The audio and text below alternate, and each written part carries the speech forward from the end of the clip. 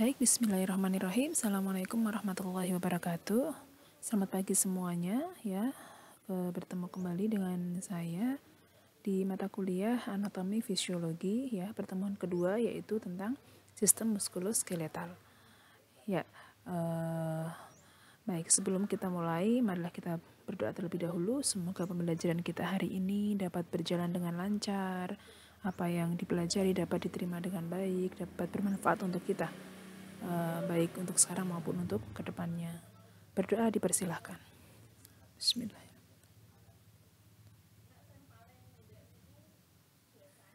Berdoa selesai. Ya, baik. Hari ini bertemu dengan saya pada materi yang kedua, mata kuliah anatomi fisiologi, yaitu tentang sistem muskuloskeletal. Ya, kalau pertemuan pertama kemarin kita membahas tentang konsep dasar anatomi fisiologi, ya tentu masih ingat ya, apa sih anatomi, apa sih fisiologi, kemudian ada istilah-istilah apa saja sih di dalam anatomi fisiologi. Monggo direview kembali, dibaca-baca lagi ya, agar itu sampai paham. Nah, karena kita sudah masuk ke materi yang kedua yang tentunya lebih kompleks begitu ya. Istilah-istilah yang kemarin dipelajari di pertemuan pertama juga sebagian akan kita gunakan juga di pertemuan kedua ini. Baik, muskuloskeletal, apa sih muskuloskeletal? Ya, kita melihat ke pengertian terlebih dahulu. Muskuloskeletal itu merupakan kata yang berasal dari gabungan dua kata ya, muskulo dan skeletal. Kalau secara bahasa, muskulo atau muskular artinya adalah jaringan otot, ya, jaringan otot tubuh. Kemudian ilmu yang mempelajari jaringan otot tubuh disebut sebagai miologi, ya, miologi, begitu. Nah, kalau skeletal itu kata lainnya osteo ya, adalah tulang, kerangka tubuh, tulang-tulang, sendi-sendi, itu namanya skeletal, osteo. Nah, ilmu yang mempelajari tentang tulang, tentang sendi itu disebut sebagai osteologi, ya. Dan muskuloskeletal di sini artinya bahwa kita akan mempelajari osteum, ya, tulang dan otot sekaligus dalam satu pertemuan. Kenapa Bu kok ini digabungkan? Kenapa digabung dalam satu pertemuan? Kenapa digabung dalam satu sistem?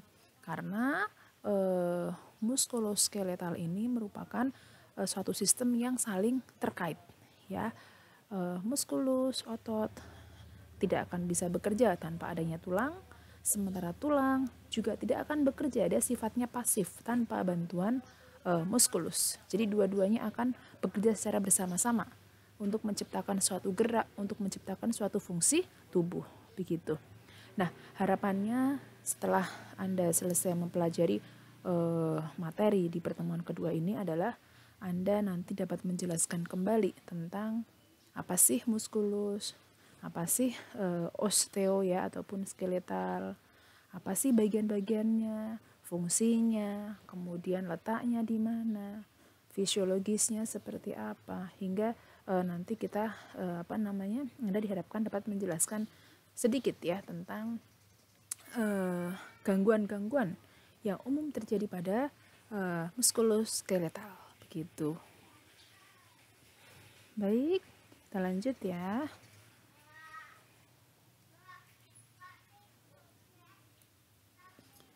Nah, ini bisa Anda lihat di sini bahwa sistem muskulus ini merupakan salah satu sistem yang sangat penting bagi tubuh manusia.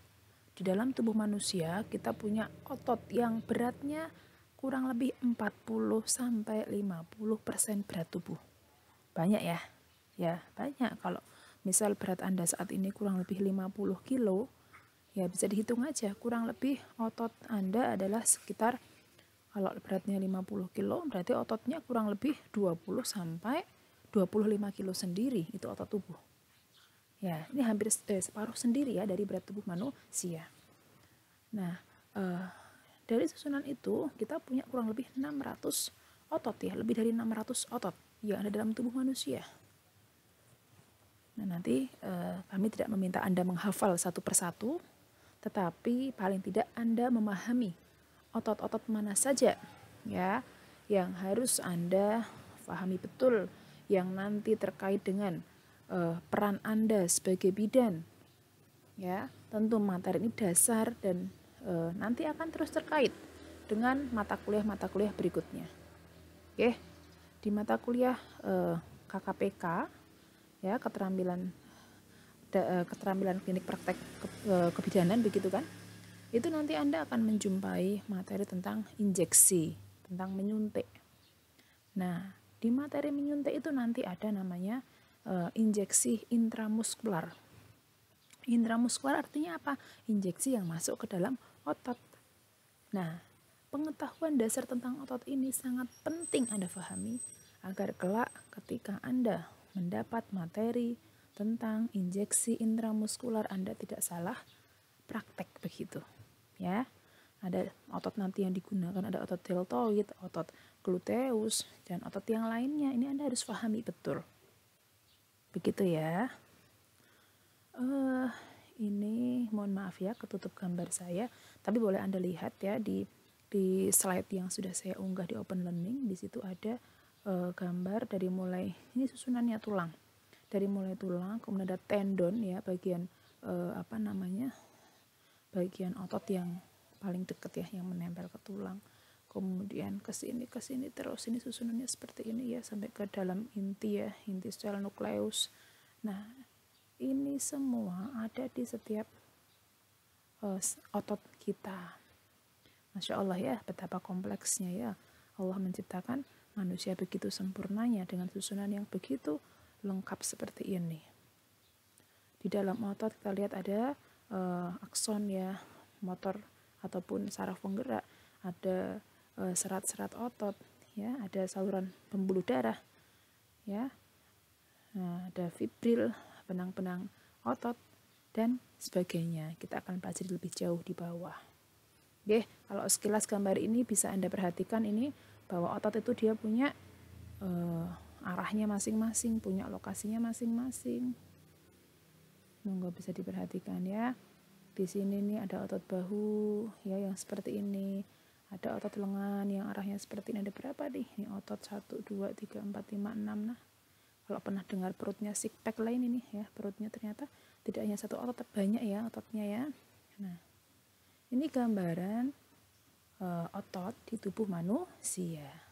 Secara lebih detail, mari kita belajar lebih lanjut ya.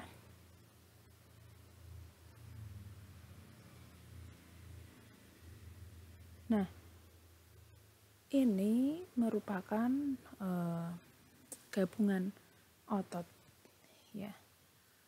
Otot itu dia dapat bergabung, dan gabungan-gabungan otot itu dia membentuk ada 3 bagian ya.